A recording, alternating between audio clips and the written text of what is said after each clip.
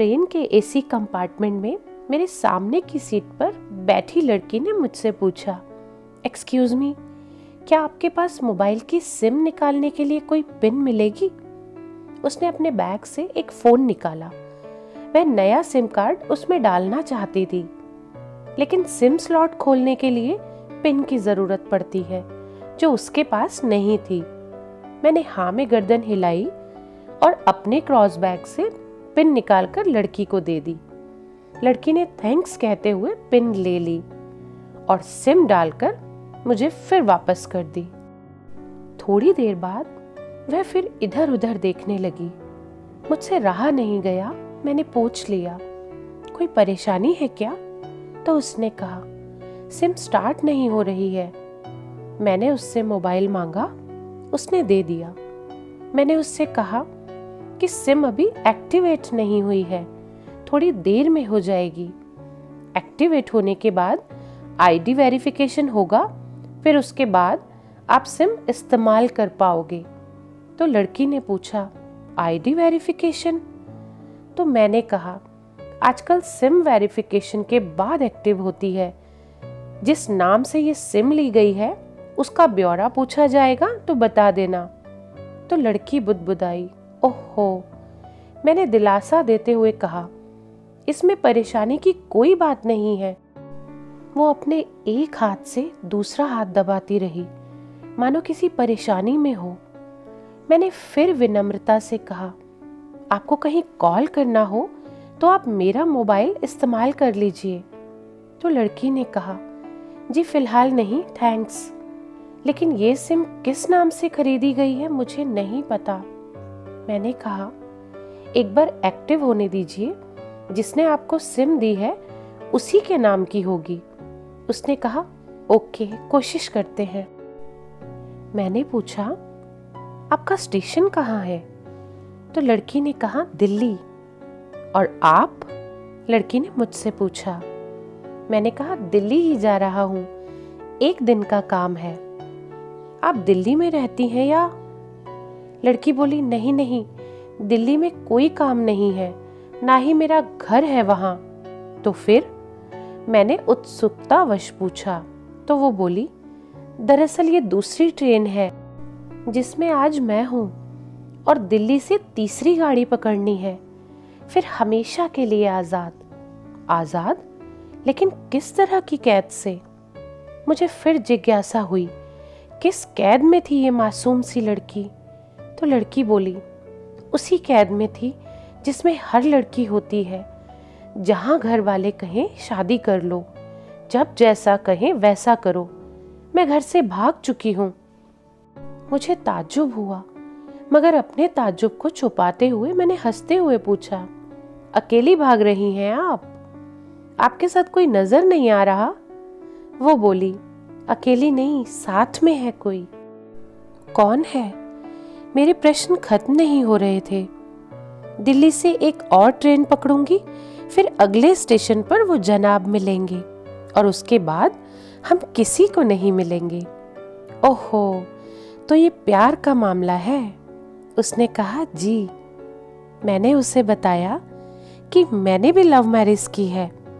ये बात सुनकर वो खुश हुई और बोली, वाओ, कैसे, कब? लव मैरिज की बात सुनकर वो मुझसे बात करने में रुचि लेने लगी। मैंने कहा, कब, कैसे, कहाँ, वो मैं बाद में बताऊंगा। पहले आप बताओ, आपके घर में कौन कौन है? वो मैं आपको क्यों बताऊं? मेरे घर में कोई भी हो सकता है। मेरे पापा, माँ, भाई बहन हो और 2-4 गुस्सा करने वाले बड़े भाई हों। मतलब मैं आपका नाम भी नहीं पूछ सकता? मैंने उससे कहा। तो वो बोली, कुछ भी नाम हो सकता है मेरा, टीना, मीना, रीना, कुछ भी। बहुत बातूनी लड़की थी वो। थोड़ी इधर उधर की बातें करने के बाद उसने मुझे टॉफी दी, जैसे छोटे बच्चे देते हैं क्लास में। मैंने उसकी हथेली से टॉफी उठाई और पूछा, कितने साल की हुई हो? वो बोली, 18। मतलब भागकर शादी करने की कानूनी उम्र हो गई है आपकी। वो हंसी। कुछ ही देर में हम काफी फ्रैंक हो चुके थे। जैसे बहुत पहले से जानते हो एक दूसरे को। मैंने उसे बताया कि मेरी उम्र 35 साल है, यानी तुमसे 17 साल बड़ा हूं। उसने चुटकी लेते हुए कहा, लग तो नहीं रहे हो। मैंने उससे पूछा, तुम घर से भागकर आई हो, तुम्हारे चेहरे पर चिंता के निशान जरा भी नहीं है। इतनी बेफिक्री मैंने पहली बार देखी। खुद की तारीफ सुनकर वो बहुत खुश हुई। बोली, मुझे मेरे बॉयफ्रेंड ने पहले से ही समझा दिया था कि जब घर से निकलो तो बिल्कुल बिंदास रहना, घर वालों के बारे में बिल्कुल मत सोचना, बिल्कुल भी अपना मूड खराब मत करना, सिर्फ मेरे यानी हम दोनों के बारे में सोचना। और मैं वही कर रही हूं। मैंने फिर चुटकी ली और कहा, उसने तुम्हें मुझ जैसे अनजान मुसाफिरों से दूर रहने की सलाह नहीं दी? उसने हंसकर जवाब दिया, नहीं, शायद वो भूल गया होगा ये बताना। मैंने उसके प्रेमी की तारीफ करते हुए कहा, वैसे तुम्हारा बॉयफ्रेंड काफी टैलेंटेड है। उसने किस तरह से तुम्हें अकेले घर से रवाना किया, नई सिम और मोबाइल दिया, 3 ट्रेन बदलवाई। लड़की ने हामी भरी, बोली, बहुत टैलेंटेड है वो, उसके जैसा तो कोई नहीं है। मैंने उसे बताया कि मेरी शादी को 10 साल हुए हैं, एक बेटी है 8 साल की और एक बेटा 1 साल का। ये देखो उनकी तस्वीर। मेरे फोन पर बच्चों की तस्वीर देखकर उसके मुंह से निकल गया, सो क्यूट। मैंने उसे बताया कि ये जब पैदा हुई तब मैं कुवैत में था, एक पेट्रो कंपनी में बहुत अच्छी जॉब थी मेरी, बहुत अच्छी सैलरी थी। फिर कुछ महीनों बाद मैंने वो जॉब छोड़ दी और अपने ही कस्बे में काम करने लगा। लड़की ने पूछा, जॉब क्यों छोड़ी? मैंने कहा, बच्ची को पहली बार जब मैंने गोद में उठाया तो ऐसा लगा जैसे मेरी दुनिया मेरे हाथों में है। 30 दिन की छुट्टी पर घर आया था, वापस जाना था लेकिन जा ही नहीं सका। इधर बच्ची का बचपन खर्च होता रहे, उधर मैं पूरी दुनिया कमा लूं, तब भी घाटे का सौदा है। उसने पूछा, क्या बीवी बच्चों को साथ नहीं ले जा सकते थे वहां? मैंने कहा, काफी टेक्निकल मामलों से गुजरकर एक लंबे समय के बाद रख सकते हैं, पर उस वक्त ये मुमकिन नहीं था। मुझे दोनों में से एक को चुनना था, आलीशान रहन सहन के साथ नौकरी या फिर परिवार। मैंने परिवार चुना। अपनी बेटी को बड़ा होते देखने के लिए मैं कुवैत वापस गया था, लेकिन अपना इस्तीफा देकर लौट आया। लड़की ने कहा, वेरी इम्प्रेसिव। मैं मुस्कुराकर खिड़की की तरफ देखने लगा। लड़की ने पूछा, अच्छा, आपने तो लव मैरिज की थी ना? फिर आप भागकर कहाँ गए? कैसे रहे और कैसे गुजारा वो वक्त? उसके हर सवाल और हर बात में मुझे महसूस हो रहा था कि ये लड़की लड़कपन के शिखर पर है, बिल्कुल नासमझ और मासूम छोटी बहन सी। मैंने उसे बताया कि हमने भागकर शादी नहीं की, और ये भी है कि उसके पापा ने मुझे पहली नजर में सख्ती से रिजेक्ट कर दिया था। उन्होंने आपको रिजेक्ट क्यों किया? लड़की ने पूछा। तो मैंने कहा, रिजेक्ट करने का कुछ भी कारण हो सकता है, मेरी जाति, मेरा काम, घर परिवार। बिल्कुल सही। लड़की ने सहमति दर्ज कराई और आगे पूछा, फिर आपने क्या किया? तो मैंने कहा, मैंने कुछ नहीं किया। उसके पिता ने रिजेक्ट कर दिया, वहीं से मैंने अपने बारे में अलग से सोचना शुरू कर दिया था। कुसुम ने मुझे कहा कि भाग चलते हैं। मेरी वाइफ का नाम कुसुम है, तो मैंने उसे साफ साफ मना कर दिया। वो 2 दिन तक लगातार जोर देती रही कि भाग चलते हैं। मैं मना करता रहा। मैंने उसे समझाया कि भागने वाले जोड़े में लड़के की इज्जत पर कोई खास फर्क नहीं पड़ता, जबकि लड़की के पूरे कुल की इज्जत धुल जाती है। भगाने वाला लड़का उसके दोस्तों में हीरो माना जाता है, लेकिन इसके विपरीत जो लड़की प्रेमी संग भाग रही है उसकी इज्जत पर दाग लग जाता है। मोहल्ले के लड़के उसे चालू कहते हैं। बुराइयों के तमाम शब्दकोश लड़की के लिए इस्तेमाल किए जाते हैं।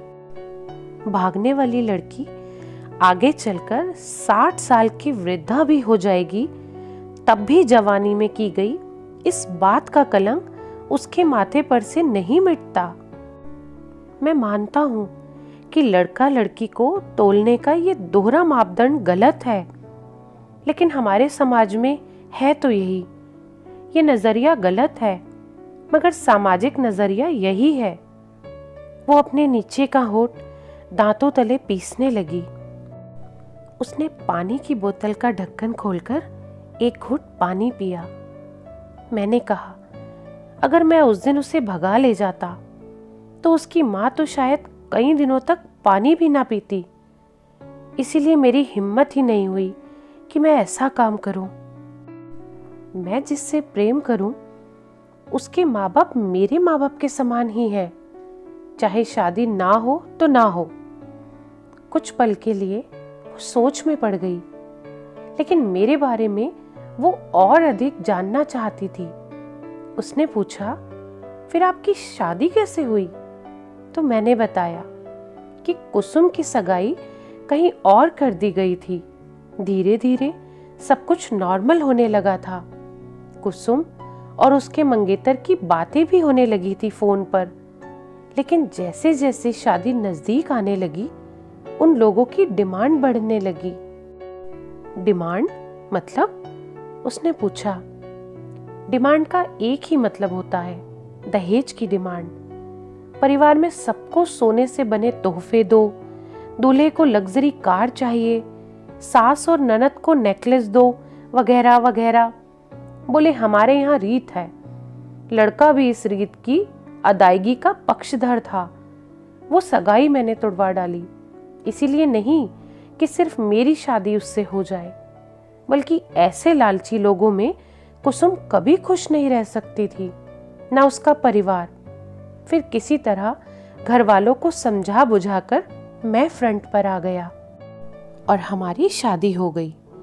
ये सब किस्मत की बात थी। वो लड़की बोली, शुक्र है भगवान का जो मुझे आप मिल गए, वरना मैं गलत लोगों में फंस जाती। मैंने कहा, जरूरी नहीं कि माता पिता का फैसला हमेशा सही हो, और ये भी जरूरी नहीं कि प्रेमी जोड़े की पसंद सही हो। दोनों में से कोई भी गलत या सही हो सकता है। काम की बात यहाँ ये है कि कौन ज्यादा वफादार है। लड़की ने फिर से पानी का घूंट लिया और मैंने भी। लड़की ने तर्क दिया कि हमारा फैसला गलत हो जाए तो कोई बात नहीं, उन्हें ग्लानि नहीं होनी चाहिए। मैंने कहा, फैसला ऐसा हो जो दोनों का हो, बच्चों और माता पिता दोनों की सहमति, वो सबसे सही है। बुरा मत मानना, मैं कहना चाहूंगा कि तुम्हारा फैसला तुम दोनों का है, जिसमें तुम्हारे पेरेंट्स शामिल नहीं हैं। क्या तुम्हें प्यार का असली मतलब पता है अभी? उसने पूछा, क्या है प्यार का सही अर्थ? तो मैंने कहा, तुम प्यार में हो, तुम अपना सब कुछ छोड़कर चली आई, ये सच्चा प्यार है। तुमने दिमाग पर जोर नहीं दिया, ये प्यार है। फायदा नुकसान नहीं सोचा, ये प्यार है। लेकिन तुम जिसके साथ जा रही हो वो प्यार में नहीं, बल्कि होशियारी और हीरोगिरी में है। जो प्यार होता है वो इतनी प्लानिंग नहीं कर पाता है, 3 ट्रेनें नहीं बदलवा पाता है, उसका दिमाग इतना काम ही नहीं कर पाता। कोई कहे मैं आशिक हूं और वो शातिर भी हो, ये नामुमकिन है। प्यार तो समर्पण का दूसरा नाम है, जिसके लिए सबसे पहले खुद समर्पण करते हैं, जैसे तुमने किया।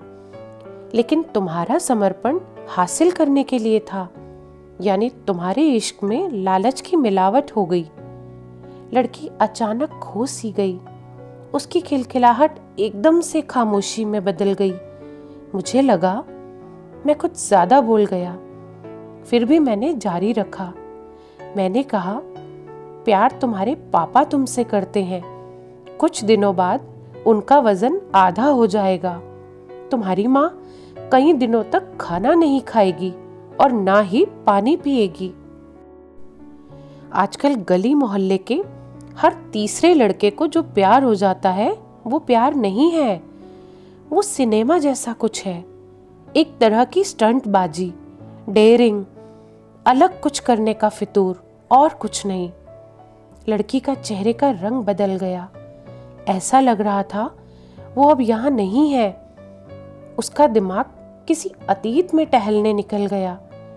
मैं अपने फोन को स्क्रॉल करने लगा, लेकिन मन की इंद्री उसकी तरफ ही थी। थोड़ी ही देर में उसका और मेरा स्टेशन आ गया। बात कहाँ से निकली थी और कहाँ पहुँच गई। उसके मोबाइल पर मैसेज टोन बजी। देखा, सिम एक्टिवेट हो चुकी थी। उसने चुपचाप बैग में से आगे का टिकट निकाला और फाड़ दिया। मुझे कहा, एक कॉल करना है। मैंने मोबाइल दिया। उसने नंबर डायल करके कहा, सॉरी पापा, और सिसक सिसक कर रोने लगी। सामने से पिता भी फोन पर बेटी को संभालने की कोशिश करने लगे। उसने कहा, पिताजी आप बिल्कुल चिंता मत कीजिए, मैं घर आ रही हूँ। दोनों तरफ से भावनाओं का सागर उमड़ पड़ा। हम ट्रेन से उतरे। उसने फिर से पिन मांगी। मैंने पिन दी। उसने मोबाइल से सिम निकालकर तोड़ दी और पिन मुझे वापस कर दिया। ये कहानी देश की सभी बेटियों को समर्पित, और ये मेरा दावा है कि माता पिता से ज्यादा तुम्हें दुनिया में कोई प्यार कर ही नहीं सकता।